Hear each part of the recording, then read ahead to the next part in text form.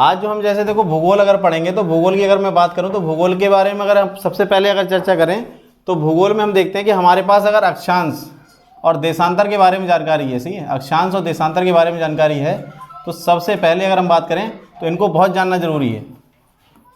अक्षांश और देशांतर के बारे में जानना बहुत ज़्यादा जरूरी है।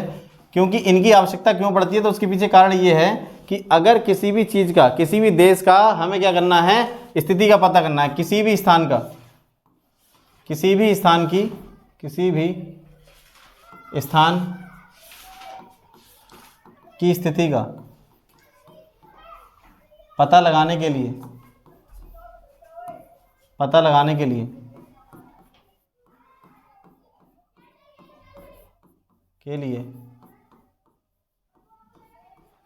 इन काल्पनिक रेखाओं की आवश्यकता पड़ी, इन काल्पनिक रेखाओं की आवश्यकता पड़ी, काल्पनिक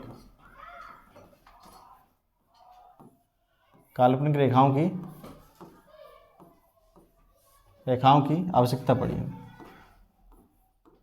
आवश्यकता पड़ी,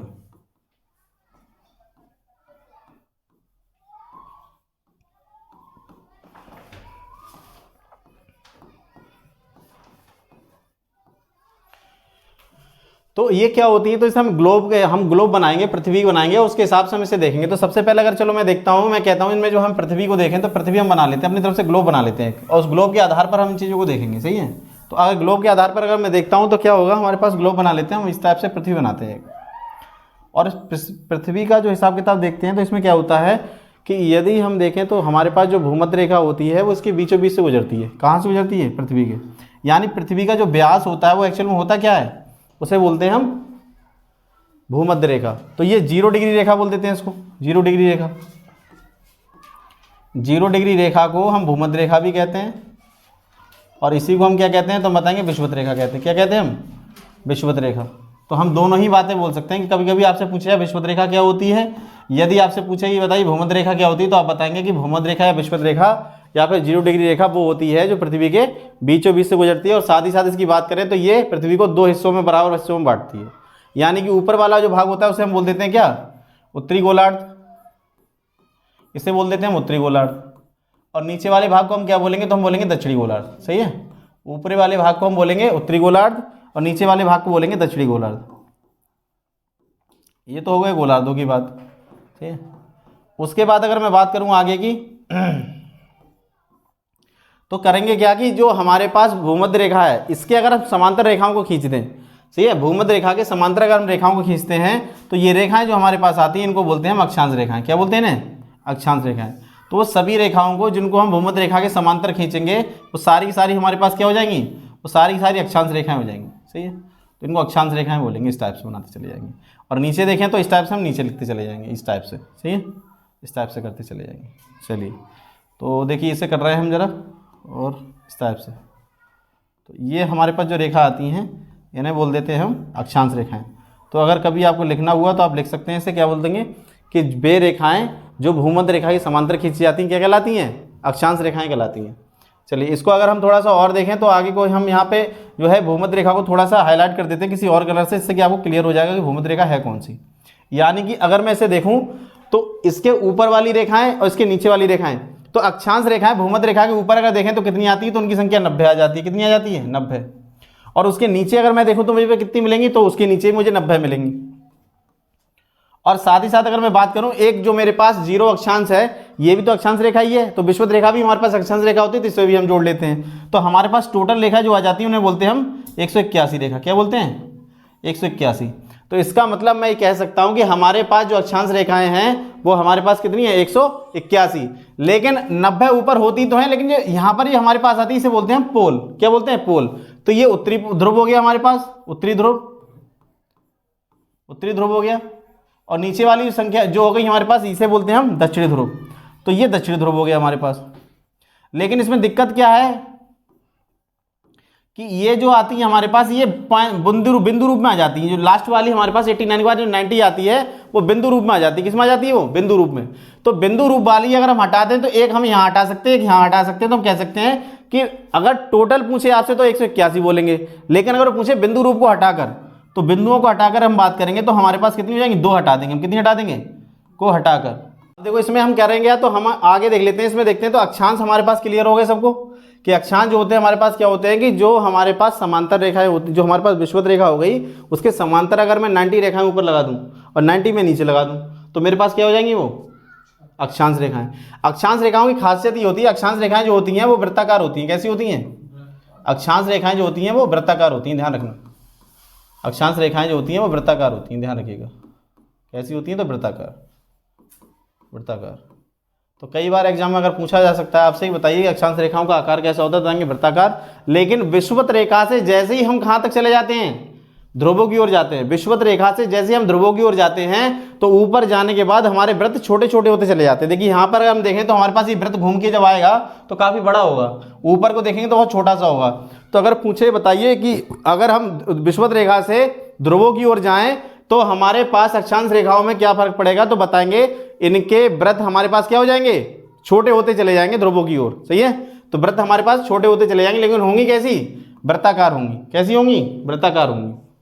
दूसरी बात हमारे पास आ जाती है, देशांतरों की बात करते हैं। अब इसमें एक चीज और दे लो कि अगर दो अक्षांशों के बीच की दूरी आपसे पूछता है, दो अक्षांशों के बीच की दूरी, दो अक्षांशों के बीच की दूरी अगर आपसे पूछा जाता है, अक्षांशों के बीच की दूरी यदि आपसे पूछा जाता है तो आप क्या करेंगे? बीच की दूरी तो आप बता दीजिए 111 किलोमीटर होती है। कितनी होती है? 111 किलोमीटर। सही है, तो 111 किलोमीटर होती है दो अक्षांशों के बीच की दूरी। ध्यान रखिएगा आप कि 111 किलोमीटर होती है दो अक्षांशों के बीच की दूरी। दूसरी बात, अगर मैं यहाँ पे एक बात और बताऊं आपको कि जो अगर दो अक्षांशों के बीच का जो भाग होता है, सही है, दो अक्षांशों के बीच का जो भाग होता है, अक्षांशों के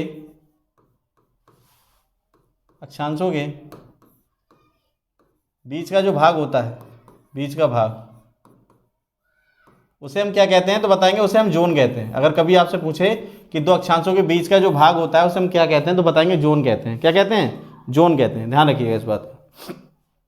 अब देखिए यहाँ पर अगर मैं बात करूँ तो मेरी बात ये देखो, यहाँ पर अगर मैं कहूँ तो मैं कह रहा 0 डिग्री रेखा तो हमारे पास भूमध्य रेखा हो गई है। लेकिन भूमध्य रेखा के अगर मैं ऊपर जाऊँ यहाँ 23.5 के आसपास यहाँ मान लेता हूँ, तो 23.5 डिग्री यहाँ पर अगर मैं पहुँचता हूँ, 23.5 डिग्री यहाँ पर पहुँचता हूँ मैं, अगर ये नॉर्थ में पहुँच रहे हैं, कहाँ पहुँच रहे हैं? नॉर्थ में। तो 23.5 डिग्री अगर नॉर्थ में जाता हूँ तो यहाँ पर एक मुझे रेखा मिलेगी, उसका नाम होगा कर्क रेखा। क्या नाम होगा? कर्क रेखा। ध्यान रखिएगा, इसका नाम होगा कर्क रेखा। सही है। और यदि मैं क्या करूं, यदि मैं जो है नीचे को 23.5 डिग्री यहाँ पर आऊं तो मुझे यहाँ पर जो रेखा मिलेगी उसको बोलूंगा ये आ जाएगी हमारे पास साउथ में। कहाँ जाएगी? साउथ में। 23.5 डिग्री साउथ में अगर मैं आता हूं तो इसे बोलता हूं मैं क्या? तो मकर रेखा। मकर रेखा बोलूंगा इसे, मकर रेखा। अब इसे देखो, ये तो हम हटा देते हैं, इसे कोई फर्क नहीं पड़ता। सही है, ये तो हम लिख चुके हैं ऑलरेडी। तो यहाँ पे अगर मैं बात करूँ तो यहाँ पर हम देखें तो यहाँ पर हमारे पास 66.5 डिग्री साउथ में अगर मैं देखूँ, 66.5 डिग्री साउथ में, तो यहाँ पे हमारे पास मिलेगी, उसको बोलते हैं हम अंटार्कटिक रेखा। क्या बोलते हैं? अंटार्कटिक रेखा। अंटार्कटिक रेखा, ध्यान रखिएगा आप। और अगर मैं इसमें क्या करूँ, मैं ऊपर को जाऊँ 66.5 डिग्री, यहाँ पे जाऊँ तो यहाँ पे जो मिलेगी इसे क्या बोलूँगा मैं? तो इसे बोलूँगा साउथ में, नॉर्थ में आ गई हमारे पास, इसे बोलते हैं हम आर्कटिक रेखा। क्या बोलेंगे? आर्कटिक रेखा। तो इतनी बात पहले क्लियर कर लीजिए आप, ये बातें समझ में आ गई होंगी मेरे ख्याल से कि नीचे अगर हम बात करें साउथ में 66.5 डिग्री अगर हम आते हैं तो उसे हम बोलते हैं अंटार्कटिक रेखा, और 66.5 डिग्री अगर मैं नॉर्थ में जाता हूं तो वहां पे मुझे मिलेगा तो उसे बोलेंगे आर्कटिक रेखा। तो साउथ में अगर उतनी ही दूरी डिस्टेंस आप कवर करेंगे तो आपको अंटार्कटिक मिलेगी, और ऊपर जाएंगे तो आर्कटिक मिलेगी। इधर ऊपर अगर नॉर्थ में जाएंगे 23.5 डिग्री तो आपको क्या मिलेगा? कर्क रेखा मिलेगी। और 23.5 डिग्री अगर आप साउथ में चले जाते हैं तो आपको मकर रेखा मिलेगी। और जबकि बीच में अगर देखेंगे तो हमारे पास 0 डिग्री रेखा यानी भूमध्य रेखा होगी। सही है, चलो आगे देखते हैं जरा, इस बात को थोड़ा सा आगे और बढ़ाते हैं। तो क्या बात करेंगे यहाँ पे हम कि हमारे पास अगर हम बात करें, ये तो हो गई हमारे पास अक्षांशों की बात। तो दूसरी बात अगर हम करें तो हमारे पास हो जाती है देशांतरों की बात। देशांतर क्या होते हैं, तो कहेंगे जो हमारे पास क्या करेगा, उत्तर से उत्तरी ध्रुव को दक्षिणी ध्रुव को मिलाने वाली रेखा। कौन सी? उत्तरी ध्रुव से दक्षिणी ध्रुव को मिलाने वाली रेखा जो होती है उसे क्या बोलते हैं? उसे बोलते हैं हम देशांतर। जो उत्तरी ध्रुव से दक्षिणी ध्रुव को मिलाने वाली रेखाएं होती हैं उन्हें हम क्या बोलते हैं, तो बताएंगे उन्हें हम बोलते हैं देशांतर रेखाएं। ये देशांतर रेखाएं आ गई हमारे पास, ये देशांतर रेखाएं आ गई हमारे पास, ये सभी देशांतर रेखाएं हो गई, ये सभी देशांतर रेखा हो गई, ये वाली ये हो गई देशांतर रेखा। ठीक है, तो इसे हम देशांतर रेखा। जो हम बात कर रहे थे देशांतरों में, अगर हम देखें तो देशांतर में क्या मैटर चाहता है, यहाँ पे देखें तो देशांतर हमारे पास कौन से होते हैं, जो उत्तरी गोलार्ध को दक्षिणी गोलार्ध से मिलाते हैं, वो सब हमारे पास देशांतर कहलाते हैं। अब देशांतरों की अगर खासियत देखें तो देशांतरों की क्या खासियत आ जाती है यहाँ पर, कि देशांतर जो होते हैं आपके, वो जो विषुवत रेखा के पास होंगे उनके बीच में डिस्टेंस ज़्यादा होगी। और देखें अगर वहाँ पर हम देखें जहाँ पर ध्रुवों पे मिलेंगे तो यहाँ पर डिस्टेंस आपकी कम हो जाएगी। तो कभी अगर पूछा जाए आपसे कि दो देशांतरों के बीच की अगर बात करें तो देशांतरों के बीच की दूरी कितनी होती है, दो देशांतरों के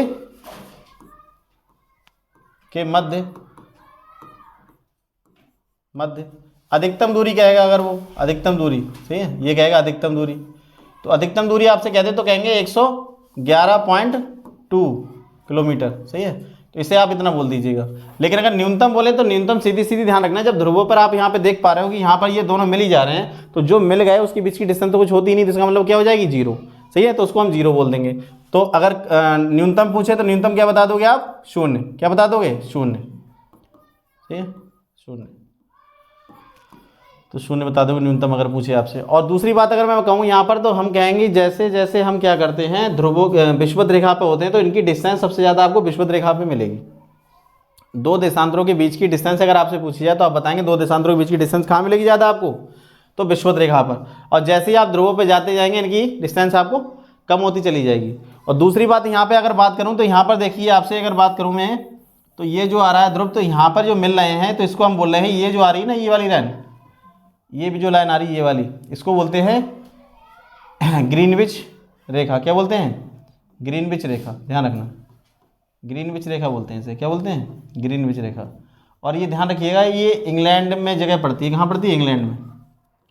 तो इंग्लैंड में एक जगह पड़ती है, तो वहाँ पर ये रेखा है, इसलिए इसे बोलते हैं ग्रीनविच रेखा। और ये 0 डिग्री देशांतर है। क्या है, 0 डिग्री देशांतर, 0 डिग्री देशांतर, ठीक है। यामोत्तर रेखा भी कहते हैं। क्या कहते हैं, प्रधान यामोत्तर रेखा, सही है। इसे प्रधान यामोत्तर रेखा भी कहते हैं।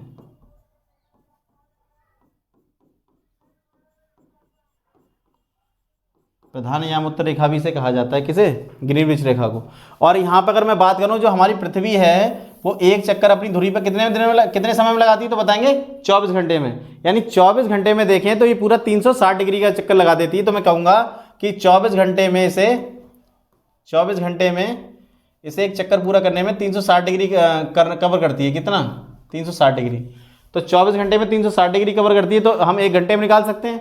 मैंने कहा 1 घंटे में अगर निकालना हुआ तो 360 बाई कितना आ जाएगा मेरे पास, 24। और इसे अगर मैं काटना चाहूँ तो काट लेता हूँ जरा।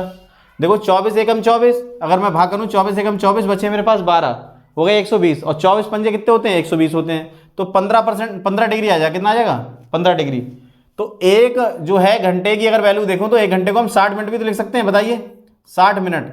और 60 मिनट की वैल्यू हमारे पास है, 60 मिनट जो है 60 मिनट में जो है 15 डिग्री घूमती है पृथ्वी। यहाँ पे देखें, बात करें तो अगर मैं बात करूँ यहाँ पर 60 में ये हो गया, तो 1 डिग्री घूमने में कितना टाइम लगेगा, 1 डिग्री घूमने में, तो 1 डिग्री घूमने में लगेगा 60 बटे में 15, इससे काट दो, 15 चौका 60।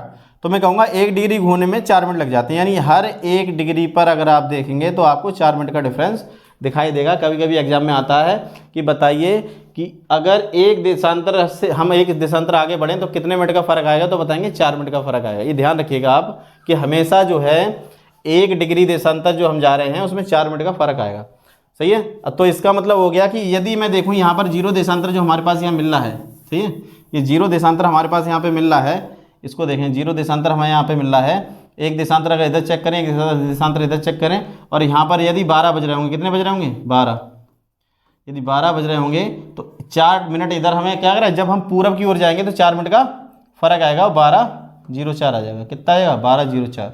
इधर मैं करूँगा तो यहाँ पर 11:56 आ जाएंगे। इसका मतलब कि एक देशांतर अगर मैं पूरब की ओर जाता हूँ, कितना जाता हूँ, पूरब की ओर, या फिर मैं कहूँगा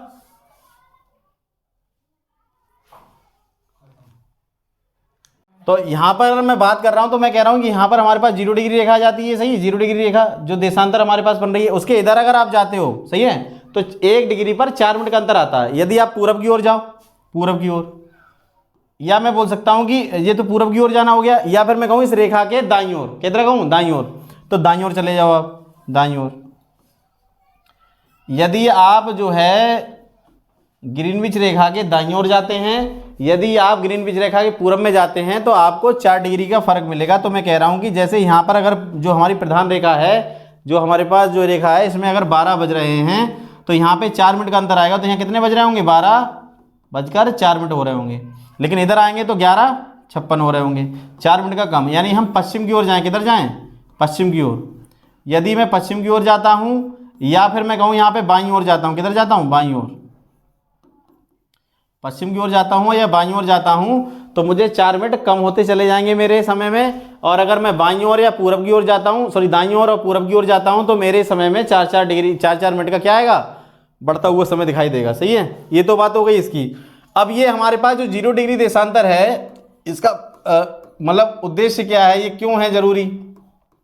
तो ये 0 डिग्री देशांतर जो हमारे पास आता है, इसका जो मेन उद्देश्य होता है वो क्या होता है? तो कहेंगे इसका उद्देश्य क्या है हमारे पास? तो इसका उद्देश्य ये है कि ये जो रेखा है हमारे पास, ये समय का निर्धारण करती है। किसका निर्धारण करती है? समय का निर्धारण। तो ध्यान रखना, तो समय का निर्धारण अगर आपसे पूछे कौन करता है तो आप बताएंगे 0 डिग्री रेखा। अब इसी में हमारे पास आ जाता है 180 डिग्री रेखा, ये देशांतर। 180 डिग्री देशांतर जो होता है ये क्या करती है? तो ये इसे बोलते हैं हम अंतर्राष्ट्रीय तिथि रेखा। क्या बोलते हैं? अंतर्राष्ट्रीय तिथि रेखा। ध्यान रखिएगा, अंतर्राष्ट्रीय तिथि रेखा।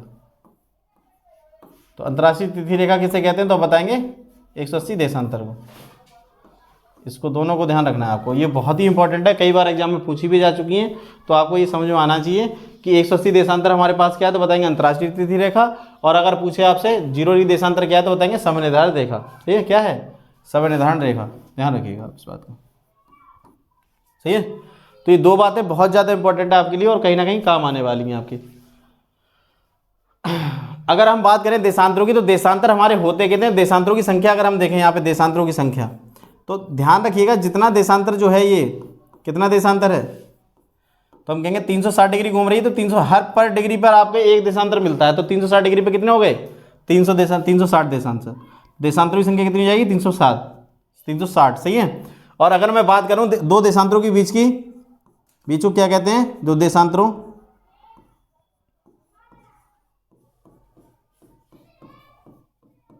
के बीच को हम कहते क्या हैं? इसे कहते हैं हम गोरे। क्या कहते हैं? गोरे।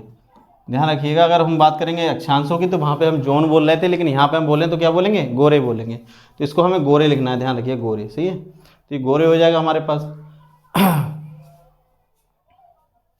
तो ये ध्यान रखना है। और यहीं से समय का निर्धारण होता है और इसे हम बोलते हैं समय को क्या बोलते हैं? जीएमटी। क्या बोलते हैं? जीएमटी। आपने देखा होगा, इसको कई बार एग्जाम में पूछा जा चुका है। इसे बोलते हैं ग्रीनविच मीन टाइम। क्या बोलते हैं? Greenwich mean time. तो ये कहीं ना कहीं आप देखें तो ये पैट वाले एग्जाम में भी आया हुआ है क्वेश्चन ये। तो ग्रीनविच मीन टाइम। सही है, इसे क्या बोलेंगे? Greenwich mean time. ऐसे लिख दीजिए आप चाहे, Greenwich mean time. Greenwich mean time, ध्यान रखिएगा, मीन टाइम। तो अगर पूछे जीएमटी क्या होता है, तो कहीं भी आप जब भी आप अपने मोबाइल की जो है घड़ी सही कर रहे होंगे, आप टाइम लगा रहे होंगे, तो आपको वहाँ जीएमटी लिख के आएगा। उस जीएमटी की जो फुल फॉर्म होती है वो ग्रीनविच मीन टाइम होती है और कई एग्जाम में पूछी जा चुकी है, तो आपसे याद रखिएगा। चलो आगे देखते हैं जरा हम। अब थोड़ा सा हम इससे रिलेटेड बातें करके अब यहाँ पे क्या करते हैं, जो ये हमारे पास देशांतर रेखा है, ये देशांतर रेखा क्या करती है? ये दो भागों में काट रही है। सही है, ये दो भागों में काट रही है। इसको बोलेंगे हम पूर्वी गोलार्ध। क्या बोलेंगे इसे? पूर्वी गोलार्ध। इसे बोलेंगे हम कितना? सॉरी, इसे बोलेंगे पश्चिमी गोलार्ध। हम इसे क्या बोलेंगे? पश्चिमी गोलार्ध। तो पश्चिमी गोलार्ध लिख देते हैं यहाँ पे, पश्चिमी गोलार्ध। और इसे बोलेंगे हम पूर्वी गोलार्ध, उधर वाले को गोलार्ध। गोलार्ध इसे बोलेंगे हम पूर्वी गोलार्ध। ठीक है, ये पूर्वी गोलार्ध हो गया। चलिए, और आगे अगर बात करते हैं हम आगे की, तो ये हो गया हमारे पास उत्तरी गोलार्ध। उत्तरी गोलार्ध।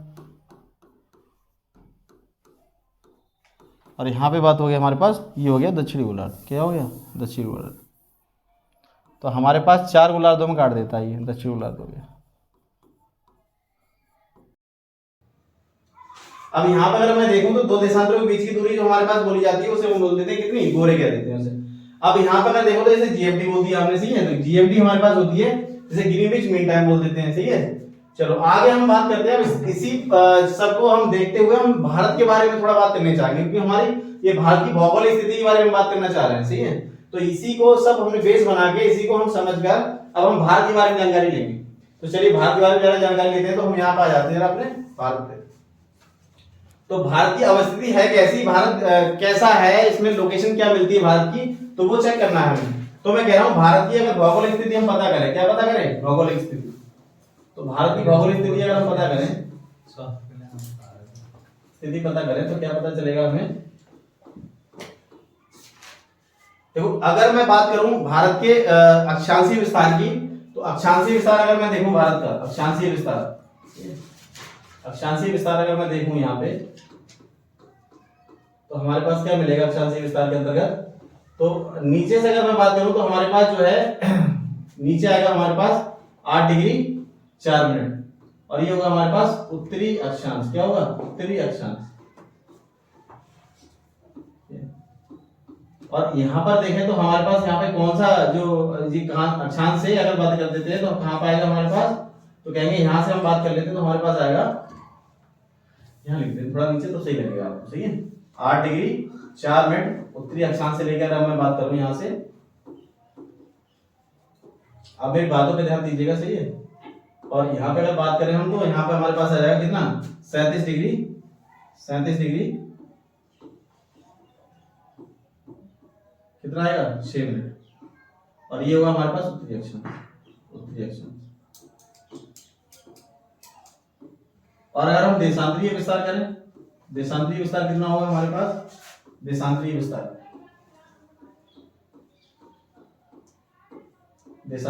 अगर मैं देखूं तो मेरे पास कितना मिलेगा, क्योंकि देशांतरीय विस्तार जो होगा वो क्या होगा हमारे पास, तो 68 डिग्री कितना आएगा, 68 डिग्री 60 मिनट से है हमारे पास पूर्वी देशांतर,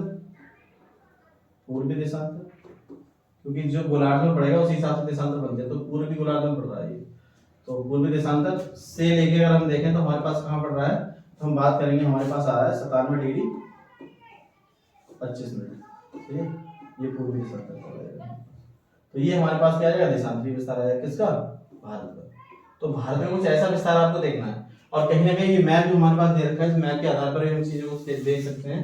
तो यहाँ पे देखो ये मैप जो हमारा आ रहा है, तो इसमें मैंने जो बात आपको बोली है, देखिए 8 डिग्री 4 मिनट पे आपको यहाँ दिख रहा होगा, देखिए, ठीक है। और यहाँ पे क्या है तो बताएंगे कन्याकुमारी, क्या है कन्याकुमारी, इसे केप कैमोरिन अंतरीप भी कहते हैं। क्या कहते हैं, केप कैमोरिन अंतरीप। तो कन्याकुमारी जो ये जगह पड़ती है, ये भूमि स्थल का, अगर भारत की भूमि स्थल का सबसे दक्षिणतम बिंदु अगर आपसे पूछा है, स्थान पूछा जाए, तो आप बताइए कन्याकुमारी, जो कि 8 डिग्री 4 मिनट पे पड़ता है, वो भी उत्तरी अक्षांश में, सही है। और इसमें भी देखें कौन से राज्य में, तो बताएंगे तमिलनाडु में।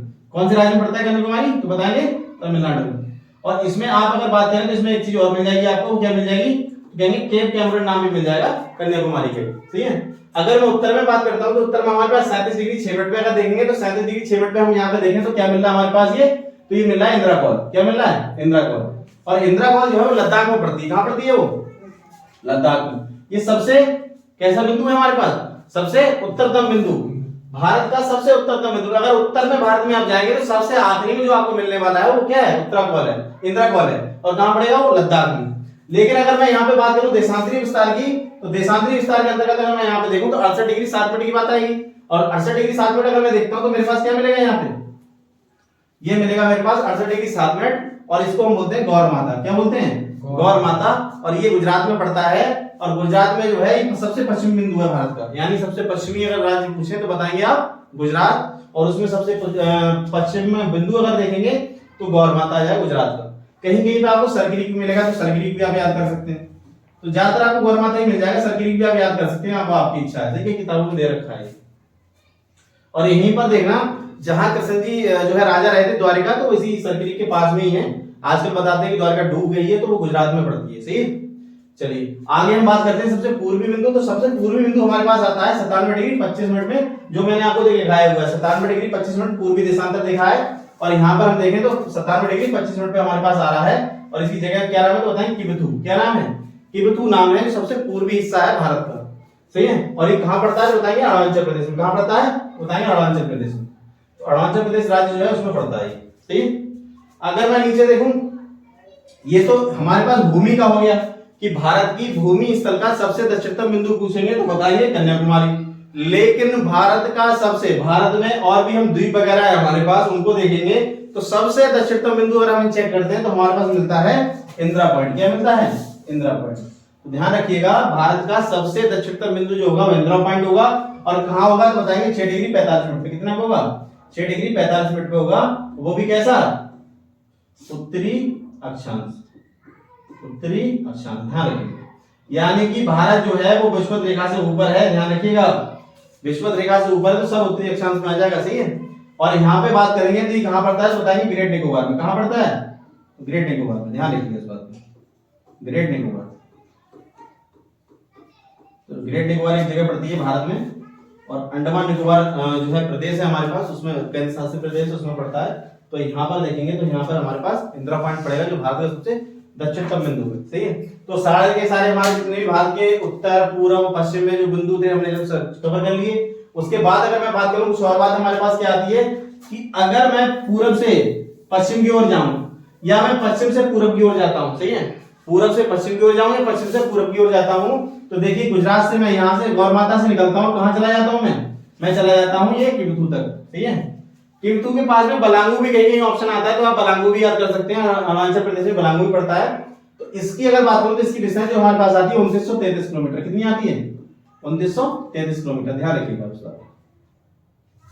2933 किलोमीटर हमारे पास दूरी पड़ती है। लेकिन अगर मैं उत्तर से दक्षिण की ओर जाता हूं, सही है, उत्तर से दक्षिण की ओर जाता हूं तो मेरे पास जो डिस्टेंस पड़ने वाली है उसका नाम है 3214। कितनी है वो?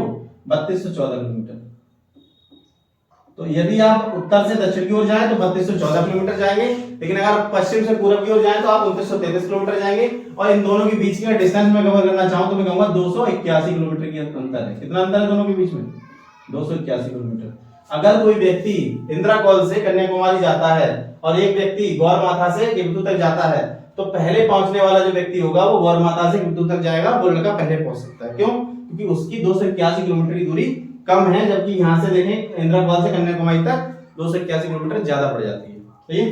ये बात ध्यान रखिएगा। बाकी छोटी छोटी बातें हमें और कवर करनी है कि भारत का अगर क्षेत्रफल देखें तो क्षेत्रफल हमारे पास क्या आ जाता है भारत का? तो भारत का क्षेत्रफल हम लिख सकते हैं। चलिए लिखते हैं जरा कितना है। तो भारत का क्षेत्रफल देख लेते हैं पहले।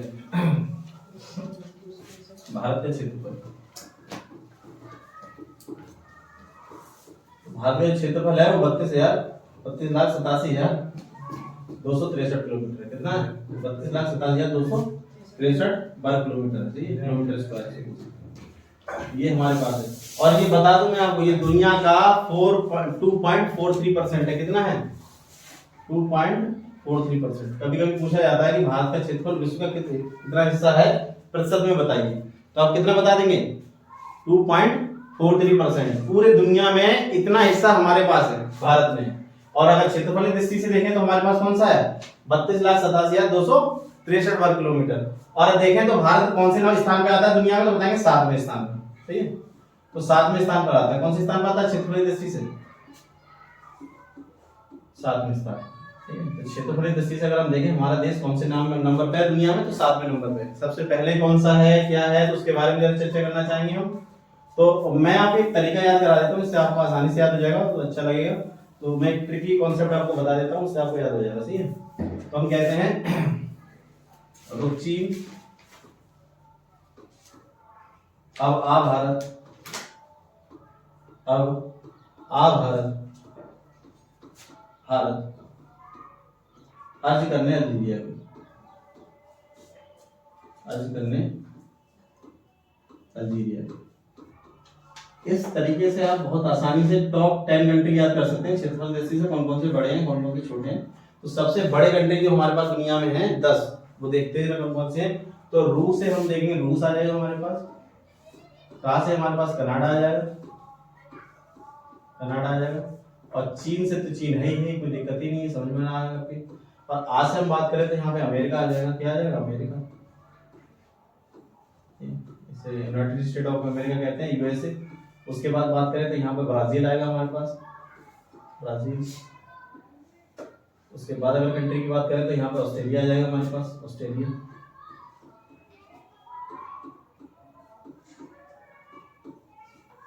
आगे बात करें तो ये भारत है ही, तो इसमें कोई फर्क ही नहीं पड़ता।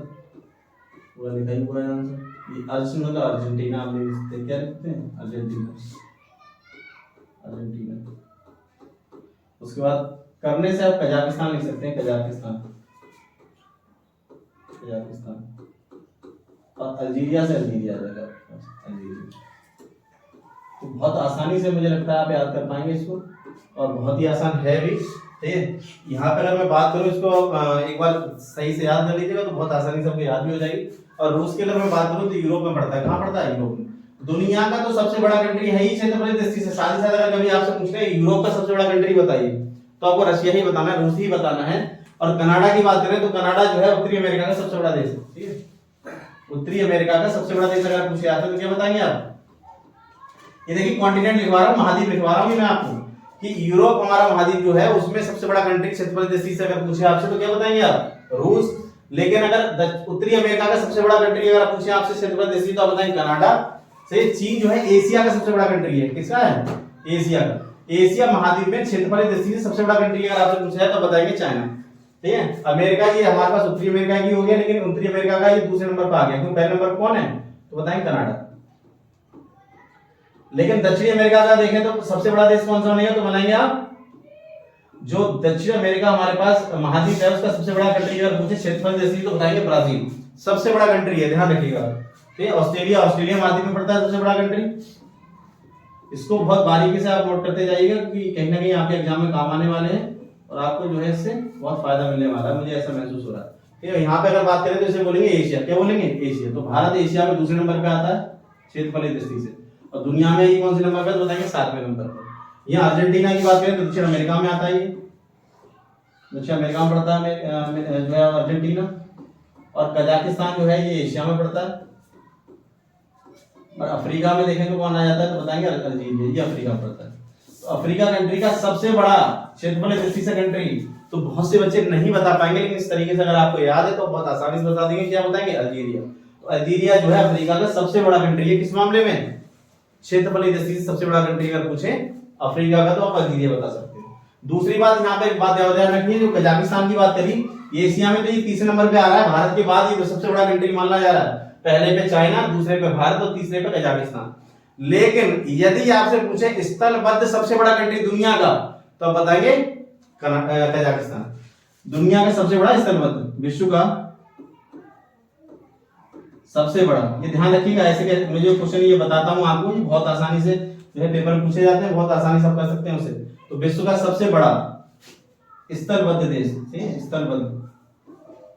स्थलबद्ध कंट्री, बद्ध देश अगर आपसे पूछा जाए तो आप बताएंगे कजाकिस्तान। ये ध्यान रखिएगा इसको। तो विश्व का सबसे बड़ा स्थलबद्ध देश अगर पूछे आपसे तो कजाकिस्तान बताएंगे। और बाकी मैंने आपको तरीका बता दिया, बहुत आसानी से आप इसे याद कर सकते हैं। और कहीं ना कहीं कॉन्टिनेंट लिखवा दिए, किसी कॉन्टिनेंट का भी स्पेशली अगर आपसे पूछ लेता है कि उत्तरी अमेरिका का सबसे बड़ा कंट्री बताइए, दक्षिण अमेरिका का सबसे बड़ा कंट्री बताइए, यूरोप का बताइए, ऑस्ट्रेलिया का बताइए, ठीक है, एशिया का बताइए, तो आप बहुत आसानी से बता सकते हैं। ठीक है, चलिए बाकी और मैं आगे अगर बात कर रहा हूं तो मैं क्या करूंगा, थोड़ा सा आगे हम बात कर लेते हैं इसको। अब हमारे पास आ जाती है बातें यहाँ पर, जैसे हमारे पास पड़ोसी देश आ जाते हैं यहाँ पर, नहीं उनके बारे में हम बात कर सकते हैं। तो देखो हमारे पास यहाँ बात आ रही है कि किसके साथ कैसी कैसी सीमा बनती है हमारे पास। तो हमारे पास जो है भारत के पड़ोसी देश याद कर लेते हैं हम, भारत के पड़ोसी देश।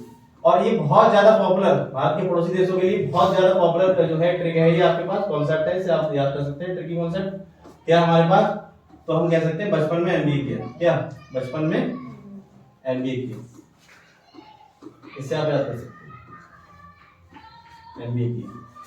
अब कैसे याद करेंगे मैं आपको बता रहा हूँ, ठीक है, ध्यान रखिएगा इसको। तो बात से हम देखें तो यहाँ पे हम बांग्लादेश बोल सकते हैं, क्या बोल सकते हैं, बांग्लादेश, बांग्लादेश बोलेंगे इसे, बांग्लादेश, ठीक है। इसको बोलेंगे हम चीन, पास से बोलेंगे हम पाकिस्तान, उसके बोलेंगे हम नेपाल, नेपाल के बाद अगर मैं देखूं यहाँ पे बोलेंगे म्यांमार, म्यांमार, उसके बाद बोलूंगा मैं तो भूटान आ जाएगा हमारे पास, और उसके बाद अफगानिस्तान, क्या आएगा, अफगानिस्तान, अफगानिस्तान।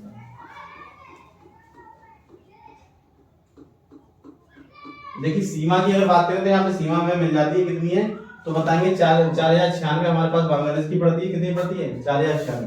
तो 4096 सबसे बड़ी सीमा बनाता है इसके साथ, बांग्लादेश के साथ, तो कितनी बनाता है 4096 की।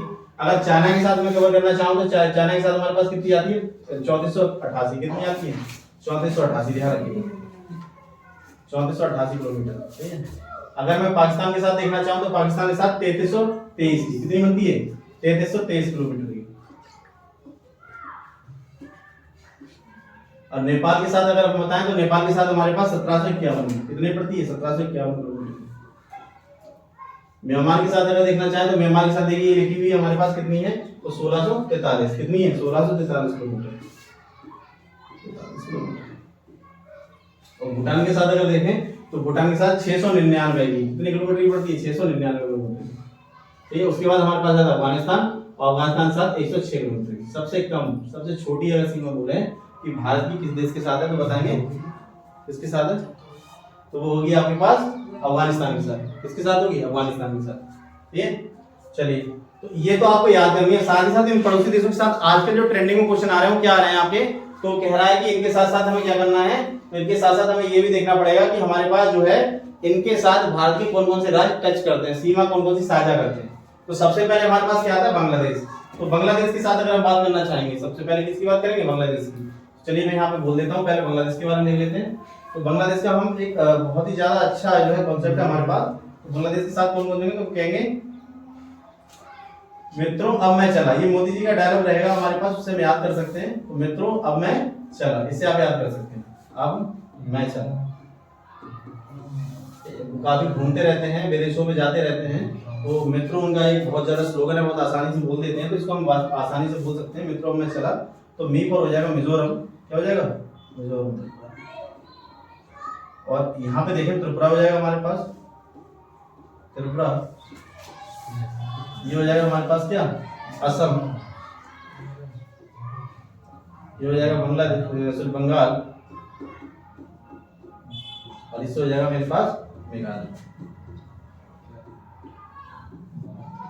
तो मेरे पास ये राज्य पड़ रहे हैं, कितने ऐसे हैं जो बांग्लादेश के साथ सीमा टच करते हैं, तो मिजोरम हो गया, त्रिपुरा हो गया, असम हो गया, बंगाल हो गया और मेघालय हो गया। अब वो ये पूछ सकता है आपसे, ये बताइए सबसे बड़ी सीमा साझा करने वाला बांग्लादेश से कौन सा राज्य है भारत का। तो यहाँ से भी अगर वो क्वेश्चन उठाएगा, आगे बढ़ाएगा, तो क्वेश्चन क्या पूछेगा कि इससे भी बड़ी बताइए बात। तो मैं कह दूंगा भाई इससे भी बड़ी बात बताने में हमें क्या दिक्कत है, हम तो बड़े हुए लोग हैं, तो हम कहेंगे यहाँ पर हमारे पास क्या आ जाएगा बंगाल। तो सबसे बड़ी सीमा जो साझा करता है बांग्लादेश भारत के साथ, तो वो इन राज्यों से करता है 1 2 3 4 5, तो 5 राज्य हो गए। उसमें भी सबसे बड़ी सीमा किसके साथ बनाता है, तो बताएंगे बंगाल के साथ, सही है। तो ये दो बातें हमको याद रखनी है कि कितने राज्यों के साथ बांग्लादेश की सीमा साझा होती है भारत के, तो 5 राज्यों के साथ। और सबसे बड़ी सीमा किसके साथ राज्य के साथ साझा करता है, तो बताएंगे बंगाल के साथ। बात समझ में आ रही है। अगली बात है जरा, अगला हमारे पास क्या आ रहा है, तो अगला हमारे पास आता है, तो बात करेंगे अगला जो हमारे पास आता है चीन आता है। तो चीन के याद करने के लिए लहूसा याद कर सकते हैं, क्या याद कर सकते हैं लहूसा, लहूसा से आप याद कर लो। तो लहू मतलब हो गया लद्दाख, लद्दाख। हा से हो गया हिमाचल प्रदेश, हिमाचल प्रदेश।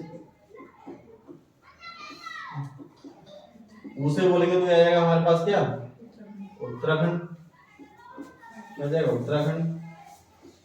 और इससे बोलेंगे तो हम ऐसे आ जाएगा सिक्किम,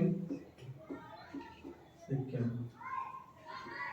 और ऐसे बोलेंगे तो बताएंगे अरुणाचल प्रदेश, क्या बोलेंगे अरुणाचल प्रदेश, अरुणाचल प्रदेश, अरुणाचल प्रदेश,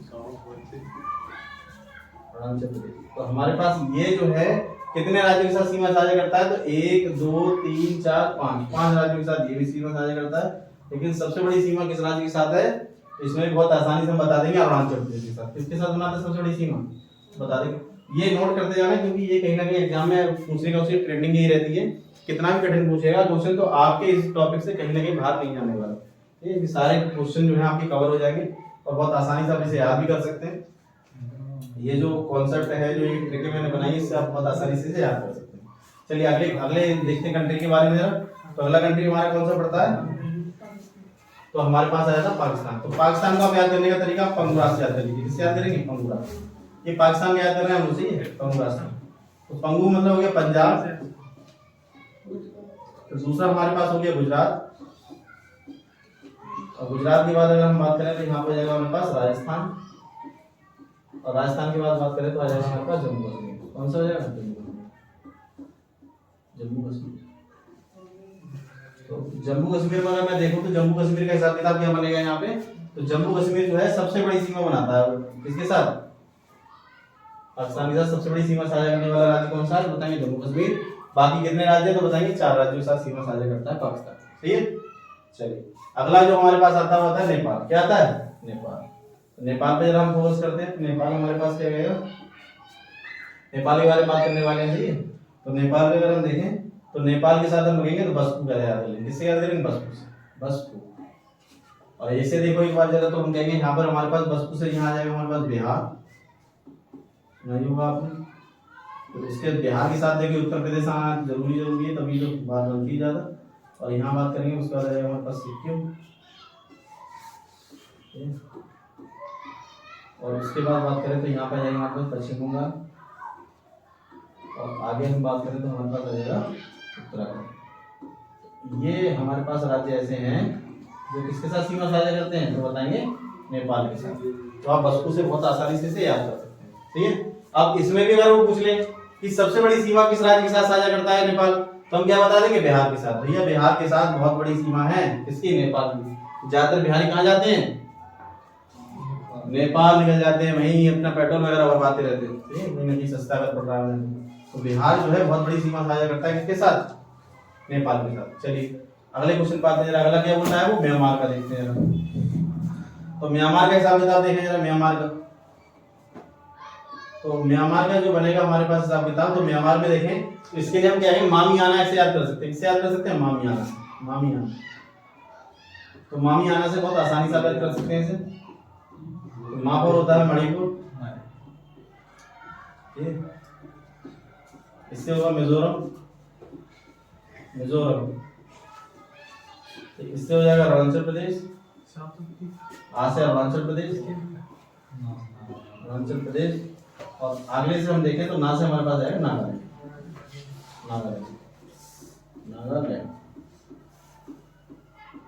तो नागालैंड का अगर हिसाब किताब देखें तो इसमें अगर वो पूछ लेता है आपसे, अगर इसमें ही पूछ लेता है कि बताइए अब म्यांमार के साथ सीमा साझा करने वाला कौन सा बड़ा राज्य है, तो हम कहेंगे यहाँ पर हमारे पास जो राज्य आएगा उसका नाम है अरुणाचल प्रदेश। सबसे बड़ी सीमा साझा करता है अरुणाचल प्रदेश। किसके साथ? म्यांमार के साथ। ठीक है, ये भी ध्यान रखिएगा। और जो ये सीमा बनती है हमारे पास अराकान योमा, कौन सा पर्वत पड़ता है? अराकान योमा पर्वत पड़ता है, अराकान योमा। वो भारत और बांग्लादेश के बीच, सॉरी भारत और म्यांमार के बीच में क्या करता है? ये पर्वत सीमा बनाता है। ध्यान रखिए। तो कौन सा अगर पूछे पर्वत यहाँ पर जो है म्यांमार और भारत की सीमा बनाता है, बताएंगे अराकान योमा पर्वत। ठीक है। चलिए आगे अगर हम देखें अगला वाला हमारे पास क्या आता है, तो अगला हम कहेंगे हमारे पास आता है भूटान। क्या आता है? भूटान। तो भूटान के बारे में जरा पता कर लेते हैं। तो भूटान जो हमारे पास है उसमें भूटान में देखेंगे तो हम पास से याद कर लेंगे। किससे याद कर लेंगे? पास से। तो पास से याद करो, बहुत पास से, ठीक है, आसानी से याद करो। तो बताएंगे पश्चिम बंगाल। क्या बताएंगे? पश्चिम बंगाल। ए से क्या देंगे? असम। क्या देंगे? असम। ए से क्या देंगे? अरुणाचल प्रदेश, अरुणाचल प्रदेश, अरुणाचल प्रदेश। उसके बाद हम कह देंगे सिक्किम। कौन सा कह देंगे? सिक्किम। ये सिक्किम आ जाएगा। तो पश्चिम बंगाल है, असम है, अरुणाचल प्रदेश है, सिक्किम है, ये हमारे पास राज्य जो है सीमा साझा करते हैं। तो बताएंगे ये भूटान के साथ सीमा साझा करते हैं। अब भूटान के साथ सीमा साझा करते हैं तो इसमें भी पूछेगा कि सबसे बड़ा राज्य बताइए कौन सीमा साझा करता है, तो हम बता देंगे असम। कौन सा करता है? असम। तो अगर भूटान के साथ जो असम है वो सबसे बड़ी सीमा साझा करता है, ध्यान रखिएगा। और साथ ही साथ अगर बात करें अगला जो हमारे पास आता है अफगानिस्तान, तो अफगानिस्तान में आपको याद करने की आवश्यकता नहीं है, सीधा सीधा लद्दाख बोल सकते हैं। ठीक, लद्दाख जो है, लद्दाख वो सीमा साझा करता है। कौन सा? लद्दाख। 106 किलोमीटर की दूरी है वो लद्दाख के द्वारा कवर हो जाती है। तो अफगानिस्तान का मात्र एक ही जिला, एक ही राज्य जो है हमारे पास लद्दाख, वो सीमा साझा करता है। तो इस तरीके से पड़ोसी देशों के बारे में मैंने आपको बात बता दी। ठीक है, और ऐसे ही हम जो है आगे से कंटिन्यू करेंगे। तो आज लिए इतना ही रखते हैं। धन्यवाद।